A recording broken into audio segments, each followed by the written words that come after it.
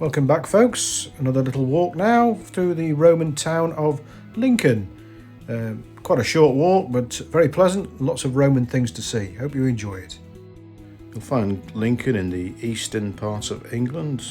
It sits on a high bluff overlooking the Foss Dyke. It's likely this stretch of navigable water was dug by the Romans as early as AD 120.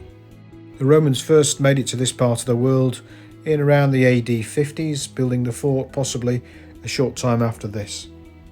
According to Roman writers, the tribe around here was the Corioltavi, and it's from the ancient language that the Roman name of Lindum, which is what they call their city and fortress, meaning by the pool. In the late 1st century, the legions moved north, conquering more of Britannia, and the site became a Roman town.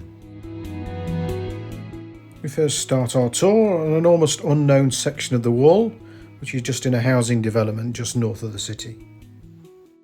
Then it's just a short walk to join the main route into Lincoln itself along the line of the old Ermine Street Roman road. The Fossway also connected with the town further south, heading off towards Exeter. Ermine Street, of course, carried on north towards York and then on to Hadrian's Wall. This remarkable Roman survival is still used today by traffic, and occasionally the odd lorry does run into it, so the whole section has had to be pinned with metal rods. When the Roman fortress was abandoned, the fortifications remained and the town grew up within the fortifications. Later, stone revetting was added to the turf foundations and walling, and the stonework was redeveloped again in the 3rd century. There were 2 pedestrian entrances on either side of the main archway. Although the surface has been raised a lot, the passageway is still perfectly walkable today. Amazing to think you can still walk in the footsteps of our ancestors.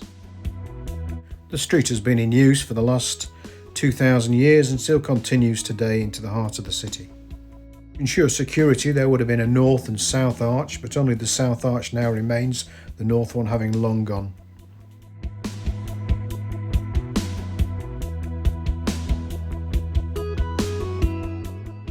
If you look over the railings to the left of the gate, you'll see the blocked up pedestrian doorway just visible, and also the bastion of the later Roman fortifications of the city wall.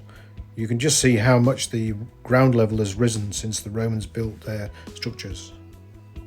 Excavation has revealed these chamfered bases at the bottom of the tower. It's thought that there were 40 or so Roman towers around the Roman town wall to defend it. So now we rejoin the line of the Roman North Wall at East Bight. At this point here, the Roman aqueduct also entered the city. Here a huge water tank was discovered during excavations, which would have held up to 12,000 litres of water. This fed the Roman baths, which were just slightly to the south of the North Wall.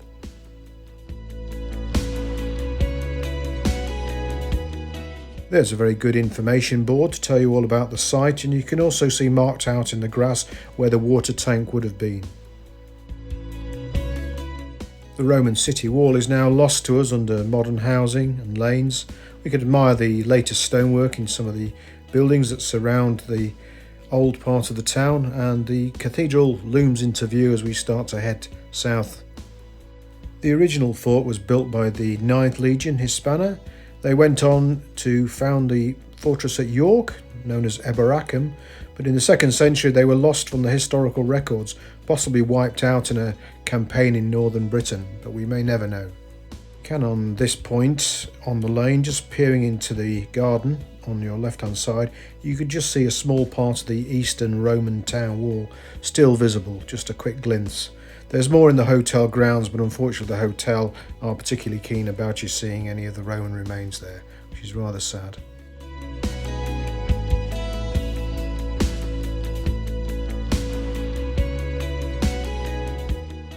At the end of the lane we come to the east gate of the Roman colony, and what a magnificent sight it is. You can just see a series of wooden posts in the centre of the tower. These mark out the original fortress gateways from the 1st century, which were built in timber. These are replacements. In around AD 150, the timber palisades were replaced by rather magnificent stone walls. You can just see the holes, which are putlog holes, and they were used for scaffolding to build the structure. Possibly during the reign of Septimius Severus in the early AD 200s, these semicircular towers were built onto the front of the gateway to make them more monumental. Magnificent stone arches were also built over the gateways.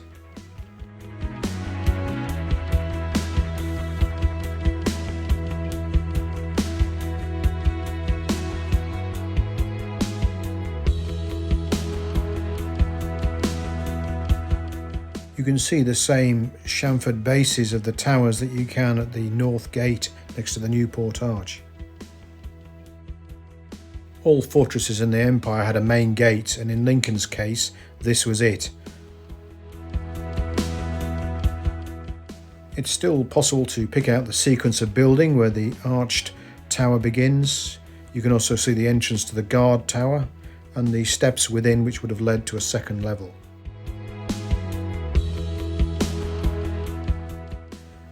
Again, by the guard room tower door, you can see the square putlog holes for the scaffolding, which would have assisted in the building of the structure. These would have been rendered over, so you wouldn't have seen them while the city walls were active in the Roman period. The southern tower to the eastern gateway still remains underneath the road level. Sadly, we'll probably never see that in our lifetimes.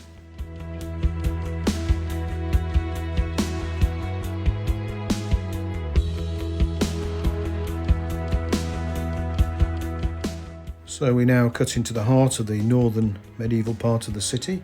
The quick view of the cathedral, founded in 1073, and at one time at 525 feet high, it was the tallest building in the world, even towering above the pyramids.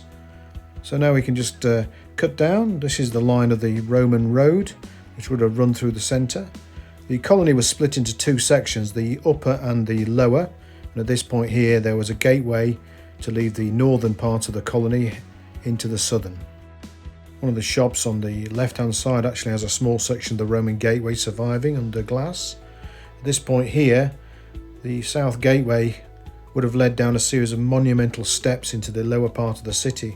They occasionally turn up in excavations, so we know roughly what they look like through, and this is an interpretation.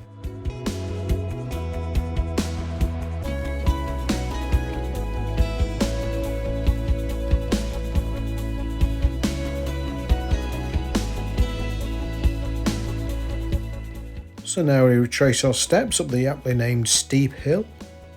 We pass plenty of little cafes and independent shops as we walk up the hill there. We also pass Brown's Pie Shop. This was used by T. Lawrence of Arabia fame, of course, and he lodged here in 1925 and may even have written some of his works up in the upstairs rooms. This is usually a very, very busy street, so I'm doing my little walk today on a very early Sunday morning in the middle of summer.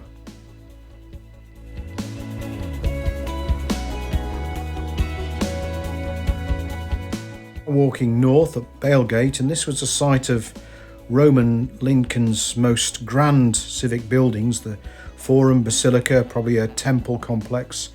In the floor of the road as you walk up, just notice some fine circular cobbles in the street. These are the bases of the pillars that held up the grand colonnade which must have run up the street.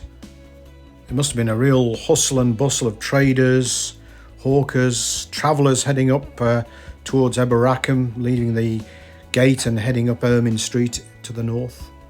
This panel covers a Roman well which was probably dug by the 9th Legion and continued in use within the Forum building which stood here. The well originally would have stood in the headquarters building of the legionary fortress. By the mid-5th century, it seems Lincoln was all but deserted, apart from a few inhabitants holding on. In the centre of what would have been the Roman Forum, excavators found the remains of a very early Christian church. Dating is difficult to come by. It's possible the church was built first in the late Roman period or possibly into the early post-Roman period. We know St. Paulinus built a grand church here sometime in the 7th century. In the Roman period, we know that there was a Bishop of Lincoln, so the church may date from this time. The last church to stand on this site was demolished in 1970, and now the whole area is a very pleasant square within the centre of Lincoln.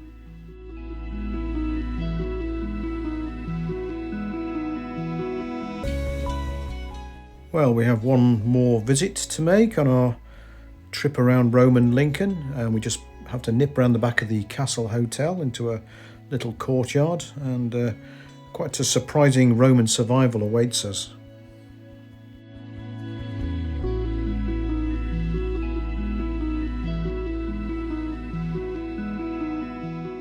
This amazing survival is a section of the north wall of a huge civic building which was built at the end of the 2nd century or the early 3rd century, and it stands 7 metres high with possibly another 2 metres below ground level. It's quite a thing. You can see within the structure tile bonding courses. This was designed to tie the inner and outer and core of the wall together, and also make sure the walls were kept level during construction. The remains of equestrian statues have been found locally, also fragments of mosaic and painted wall plaster, so the building must have been quite a grand sight when it was in use.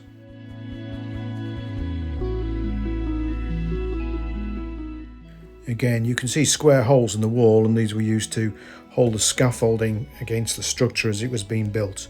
Again, the wall would have been rendered over, so these wouldn't have been visible.